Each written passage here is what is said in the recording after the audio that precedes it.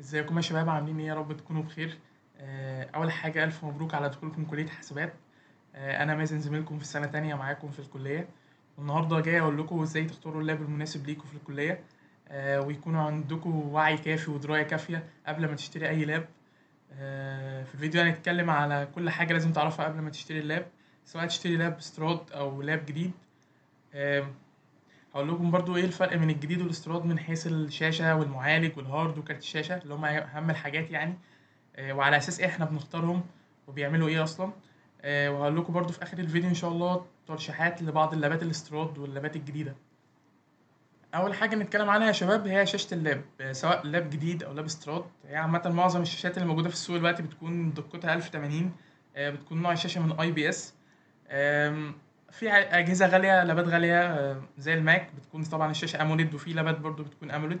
طبعا اموليد من احسن انواع الشاشات يعني. بس احنا يعني مش تفرق معانا قوي يعني اموليد او اي بي اس يعني. طبعا كل ما نوع الشاشه كان افضل فباخد درجه تشبع الوان افضل، باخد جوده عرض للصوره افضل. بس في حاجه تانية بتكون برضو مهمه، اللي هي تردد الشاشه او ريفريش ريت. دي بتكون برضو بتساعدني ان الجهاز يستقبل الاوامر بسرعه. يعني انا مثلا اديت امر، فسرعه الامر ده على الجهاز بتكون سريعه. طبعا اجهزه الاستيراد معظمها بتكون سرعه يعني السرعه بتاع الريفريش ريت بتكون 60 هرتز، يعني سرعه الشاشه بتكون 60 هرتز. الاجهزه الاستيراد معظمها كده. الاجهزه الجديده هي اللي بيكون فيها السرعه عاليه شويه، بتكون 120 و144، في طبعا اعلى بس اللابات دي بتكون غاليه. فيعني ملخص الحوار، يعني لو جديد هيكون افضل ان انت تاخد شاشه افضل، سواء بقى 120 هرتز او 144. حاجه بركز عليها برضو في اللابات، وبتفرق بين الجديد والاستيراد، اللي هي معالج اللاب. فالمعالج ده يكون مسؤول عن سرعه تنفيذ القرارات وتشغيل البرامج يعني. في حاجات تانية بتأثر طبعا على السرعة زي الرامات والاس اس دي اللي هو الهارد يعني. لكن برضو المعالج بيكون العامل الأساسي أو الرئيسي. لابات الاستيراد يعني بتبقى كور اي 5 الجيل الثامن، الجيل العاشر مثلا، كور اي 7 الجيل الثامن، الجيل السادس. ففي طبعا في الجديد بتاخد طبعا معالجات افضل بكتير يعني. بس برضه في الجزئيه بتاعه الهارد، طبعا انا عندي نوعين من الهارد، عندي اتش دي دي وعندي اس اس دي. طبعا الافضل يكون الهارد اس اس دي عشان هو اسرع من الاتش دي دي بكتير، يعني حوالي 10 مرات. في برضه اس اس دي ام دوت 2 ده بيكون اسرع من الاس اس دي نفسه برضه. فهي من الافضل طبعا نجيب اس اس دي، طبعا ده افضل حاجه اللي احنا نجيب هارد اس اس دي، عشان برضو الجهاز ما يكونش بطيء معايا او يهنج او مثلا يعمل باج او ايا كان. فمن الافضل ان يكون الهارد بتاع الجهاز اس اس دي. هي بتاعت كارت الشاشه دي من اهم الجزئيات في اللاب عامه، لان كارت الشاشه هو اللي بيستحمل الحاجات التقيله عامه. ففي فرق كبير في كروت الشاشه بين اللابات الاستيراد واللابات الجديده، في فرق كبير. هو عامه اي لاب في العادي يعني في الحاجه العاديه بيكون اللاب جاي بمعالج مثلا كور اي 7 مثلا الجيل السادس مثلا. كور اي 7 الجيل السادس ده بيكون معاه معالج رسوميات كارت شاشه داخلي بس ده طبعا بيكون اداء، يعني بيستحمل الاداء الخفيف والتصفح والحاجات الخفيفه. اللي بيستحمل بقى الشغل التقيل وكل حاجه كارت الشاشه الخارجي. هو عامة في نوعين، في كوادرو والار تي اكس. اللابات الاستيراد يعني 90% منها كروت كوادرو، باختلاف بقى الاجيال والاصدارات، بس كلها كروت كوادرو. الكروت كوادرو دي يعني قديمة شوية، يعني معظم الوقت يعني هي على طول بتكون موجودة في اللابات الاستيراد. بتأدي الغرض للبرمجة، الجرافيك الخفيف، الحاجات يعني مش الحاجات التقيلة. لأن هو أصلا كروت الكوادرو يعني ممكن تسخن بسرعة أسرع من الجديدة من الار تي اكس يعني. لكن هي بتأدي الغرض يعني. كروت الار تي اكس بقى كلها في الجديد، يعني هتلاقي 30 50 4، 30 50 6، 40 50، 40 60. يعني برضو كان 3 سنين فاتوا كان بينزل ال 30 60 في اللابات. آم، الستة برضو طبعا هاخد تجربة في الأداء أحسن بكتير. فكروت الشاشة طبعا كلابتوب جديد، فأجيب كارت ار تي اكس مع كور اي 5 مثلا جيل 12 مع مثلا ار تي اكس 30 50. فبيكون طبعا اداؤه افضل يعني. وبعد شويه برضو هوريكم امثله في اللابات الجديده. بس هي اللي بيحدد بقى اللي انا هجيب جديد او هجيب استيراد، يعني هو البادجت بتاعك، يعني الفلوس انت حاططها لللاب. يعني انت هل مثلا معاك مبلغ كذا، فانت عايز مثلا معاك 25، طب هتقدر مثلا تحط 5000 تجيب حاجه جديده كويسه 30 50 4، ولا ممكن تجيب حاجه استيراد ديل بريزيشن 55 50 او 55 40. فانت برضو اللي بتحدد انت عايز اللاب بتاعك تستخدمه في ايه، يعني عايز شغل عليه تقيل وهتستخدمه في حاجات تانية غير البرمجه والجرافيك وممكن تلعب عليه، فانت طبعا لازم تجيب جديد عشان الار تي اكس، الكروت الار تي اكس يعني. انت عايز مثلا لا خلاص انا عايز برمجه وجرافيك وحاجات خفيفه مش هتقل عليه قوي، وبرضو اوفر فلوس لحاجه تانية كورسات او ايا كان، فخلاص لا انا اجيب لاب سترود واوفر الجزء التاني، وده برضو تفكير كويس جدا يعني. بس فالوقت احنا هنشوف اللابات الترشيحات اللي انا كنت حاططهم، يعني سواء بقى لابات استيراد او لابات جديده يعني. احنا كده كده هنبدا باللابات الاستيراد، يعني شويه الترشيحات اللي في اللابات الاستيراد. في برضو قبل ما تشتري طبعا لاب استيراد يعني برضو بتعمل شويه حاجات كده.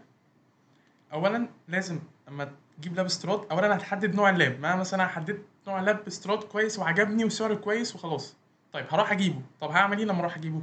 اولا لازم تعمل تشيك على كل حاجه في اللاب، سواء بقى بطاريه، سواء اذا تحط الكارت الشاشه تحت تيست ضغط يعني عالي شويه نص ساعه مثلا على برنامج فول مارك، عشان تقيس بقى قوه التحمل بتاع اللاب وان الكارت مش مهلك، لان هو بيبقى جاي برضه استعمال خارجي. تشوف البطارية، تشوف الشاحن، تشوف الشاشة، تجرب الزراير بتاع الكيبورد كلها. فانت بتجرب كل حاجة في اللابسترود، كل حاجة بتجربها في اللابسترود. طبعا احنا عندنا هنا اول لاب ديل بريزيشن 35 50. ده بيجي بكور اي 7 الجيل العاشر، رام 16 دي دي ار 4، كارت كوادرو 2 جيجا، وشاشة 15.6 من 10 انش فول اتش دي، وهارد 256 اس اس دي. طبعا من الافضل يكون 512 نص تيرا، بس يعني عادي الحاجات دي بتتزود يعني. الحاجه الوحيده اللي تقدر تزودها في اللاب تزود رامات او تزود هارد، غير كده اللاب ما ينفعش تغير له اي حاجه. هنا برضو في اللاب ده حاجه مش احسن حاجه، ان هو المعالج من نوع يو، فدي مش من احسن حاجه يعني. يو دي بيكون المعالج موفر للطاقه ما بيستحملش الشغل التقيل، فمن الافضل يكون من اتش، من نوع اتش يعني. فالنبات الجايه كلها تبقى اتش، ده اللاب الوحيد اللي انا جبته بيو، بس هو عشان سعره كويس يعني. بس هو كده كده الكور اي 7 الجيل العاشر، فبرضه حته ان هو من نوع يو مش اثر قوي يعني. بس هيكون طبعا يعني مش الشغل التقيل قوي يعني، مش شغل الحاجات التقيله، كبرمجه هيأدي معاك وهيأدي الغرض وزي الفل يعني. بس هندخل طبعا على اللاب التاني، ديل بريزيشن 55 30. طبعا احنا علينا بالسعر شويه، 18950. ده كور اي 7 الجيل الثامن، ده من فئه اتش، كويسه جدا، رام 16، كوادرو بي 1000 4 جيجا، علينا شويه في كارت الشاشه. شاشه 5.6 من 10 فول اتش دي. طبعا الهارد 512 اس اس دي. طبعا ده لاب كويس جدا، يعني لاب كويس جدا. آه، كل حاجه فيه كويسه الصراحه، يعني ده قد الغرض كبرمجه وجرافيك وتمشي الدنيا ومحاضراتك وكل حاجه، لا تمام فل جدا يعني، لاب كويس جدا يعني. وده برضه سعره كويس، وبرضه بنعمل كل التستات اللي انا قلت عليها في الاول، لا عشان اشتري لاب استيراد لازم اعمل التستات دي. طيب ندخل على اللاب التالت، ديل بريسيشن 55 40. ده برضه لاب كويس جدا، يعني الكور اي 7 الجيل التاسع، رامات 16 دي دي ار 4. طبعا الرامات الدي دي ار 5 مش هتشوفها اعتقد غير في الجديد، يعني مفيش لابات استيراد بتكون دي دي ار 5 يعني، قليل برضه. كارت برضو كوادرو 4 جيجا، شاشة 15.6 من 10 انش فول اتش دي، هارد اس اس دي 512 برضو كويس جدا. آه، يعني برضو هي اللابات الاستيراد دي كويسة، يعني تأدي معاك الغرض وزي الفل وكل حاجة وشكلها كويس وكل حاجة يعني. هندخل برضو على الحاجات التانية، دي اللي بريزيشن 55 50. ده بقى يعني أعلى سعر معانا في الاستيراد، ومن أحسن الحاجات اللي في الاستيراد يعني، وأنا أرشحه بقوة. كور اي 7 الجيل العاشر من فئة اتش طبعا، رام 16 دي دي ار 4، كارت كوادرو 4 جيجا، شاشه فول اتش دي 15.6، اس اس دي 512، ويعني شكله كويس، وهو اصلا من احسن لابات الاستيراد، ويعني اعتقد اعلى مبيعا في السوق في الاستيراد يعني، وسعره كويس، هي الفكره ان سعره كويس. فدي ترشيحات اللابات الاستيراد اللي معايا كلها. دلوقتي هندخل في اللابات الجديده يعني. طبعا احنا قلنا عشان قبل ما نشتري اي لاب استيراد لازم نعمل شويه حاجات، يعني احنا مثلا حددنا النوع خلاص هنشتري لاب استيراد. طيب بنعمل ايه اول حاجه؟ بنروح عند الراجل بيخليه يختبر لنا كل حاجه في اللاب استيراد، البطاريه وكارت الشاشه والمعالج، ونتاكد ان الرامات، نتاكد ان الهارد قصدي صحته كويسه، والرامات زي ما هو كاتب عامه وكل حاجه يعني. طيب فول مارك ده بيعمل ايه؟ البرنامج ده بيختبر لي الجهاز يعني اكن انا حطيت الجهاز مثلا تحت ضغط من تشغيل برامج وحاجات كتيره قوي في يعني في وقت واحد، فبيحط لي الجهاز كله تحت ضغط. شوف بقى الجهاز ممكن يفصل، فلو الجهاز فصل فكده هنا عندي مشكله، الحراره عليت فعليت عن الزياده، فكده الجهاز فيه مشكله في كارت الشاشه. فاحنا هنعمل كده، هنحمل البرنامج ده ونحطه ونشغل اللاب. آه، بقينا مثلا نحطه نص ساعه كده، هو بيختبر مع نفسه، احنا بنفعل البرنامج ونظبط اعداداته ونحطه مع نفسه. لقيت مثلا الحراره بتعلى فوق الطبيعي، لقيت السي بي يو عالي والجي بي يو عالي والحاجات دي كلها، لقيت في حاجه غريبه بتحصل، الفريمات مش يعني الفريمات واقعه، فكده بيكون في مشكله في كارت الشاشه. ف مش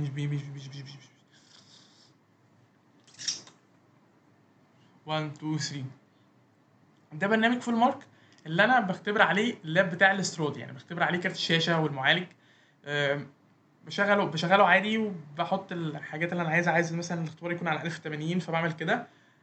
هو بيحط مثلا مخلي اللاب على نص، يعني مدة نص ساعة كده، هو بيضغط اللاب مع نفسه، بيشغل حاجات كتيرة، يعني أكني شغلت حاجات كتيرة يعني.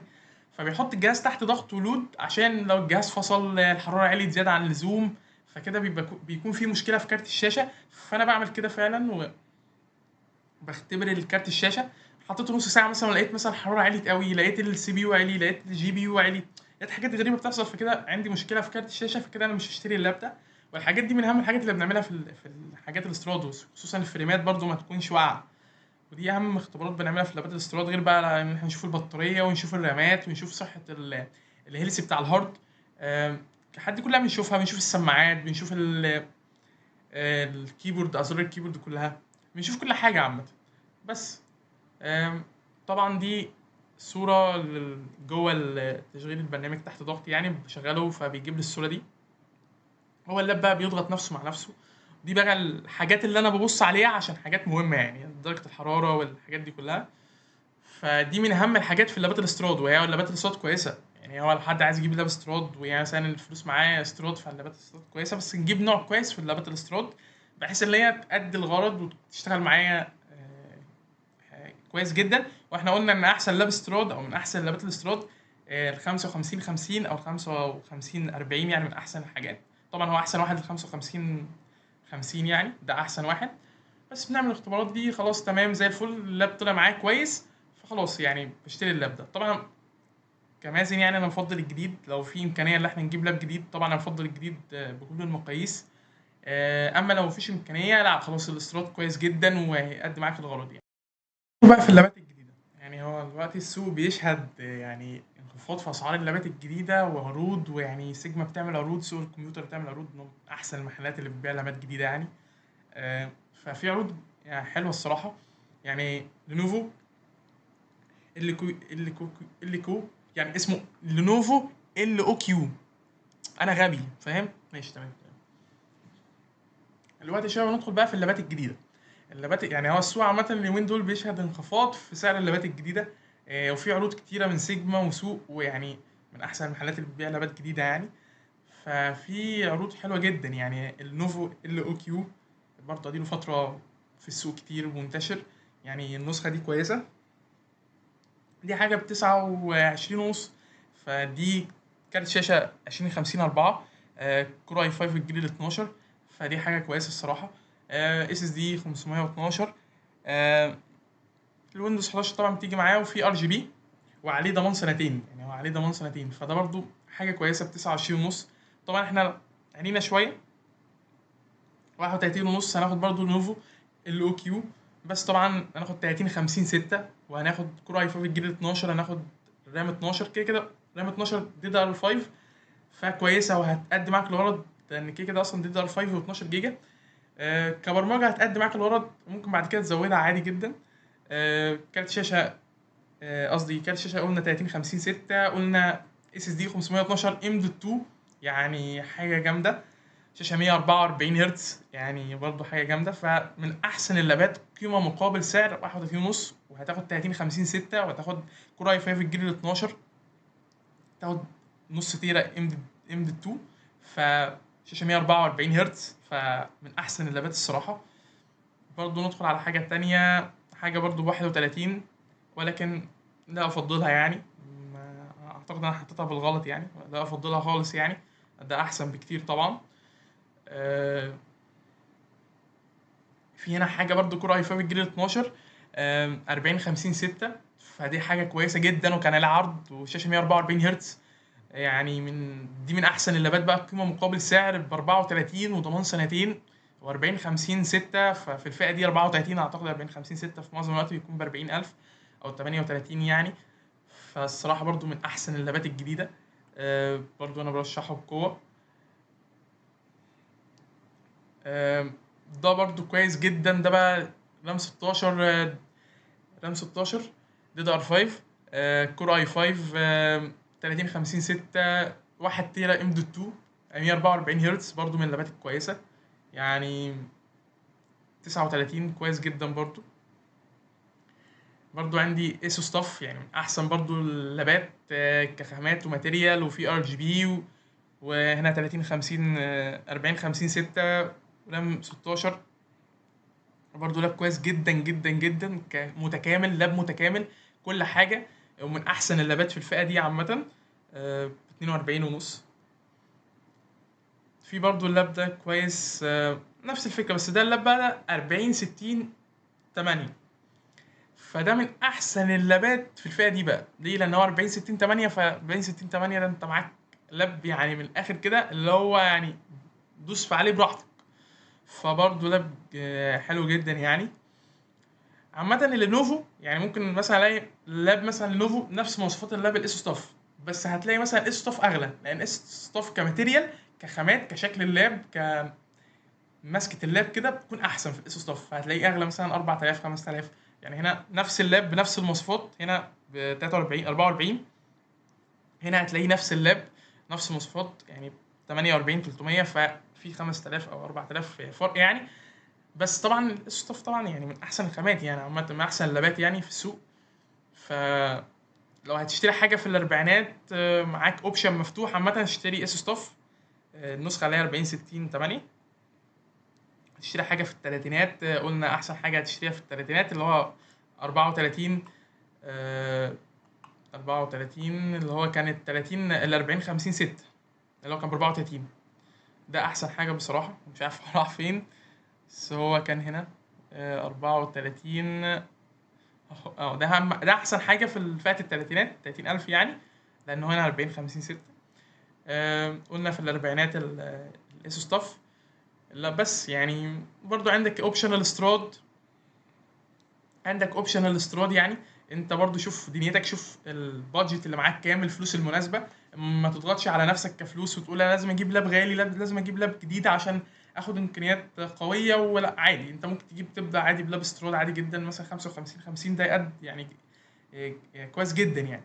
وممكن بعد كده بقى تجيب حاجه جديده، يعني لو انت هتستخدم اللاب في حاجه غير البرمجه، يعني انت هتستخدم البرمجه خليك في الاستيراد عادي. انت لو عايز اللاب بقى لحاجات تانية غير البرمجه، عندك مهاره تانية عايز تطورها مثلا، لا خلاص هات جديد. لو انت متاح معاك المبلغ يعني، فالجديد عامه هيفيدك اكتر، هتاخد حاجه بكرتونه بكل حاجه متغلفه جايه متقفله، فضامن كل حاجه في اللاب. بس يعني افضل اماكن تشتري منها لابات جديده يعني مول البستان. يعني مول البستان في محلات كتيره زي سوق الكمبيوتر وسيجما، يعني من احسن الناس بيعملوا عروض والحاجات دي كلها. بس وانا يعني كل المحلات او كل اللابات اللي انا جبتهم هحط اللينكات بتاعتهم كلها. بس ولو اي حد عنده مثلا استفسار، عايز اي حاجه يعرف في اللاب، عايز يسال سؤال يعني ايه الاحسن، طب انا معايا كذا رشح لي كذا، فيبعت لي وانا ان شاء الله مش هتاخر عليه في الرد يعني. بس كده، يا رب تكونوا استفدتوا من الفيديو.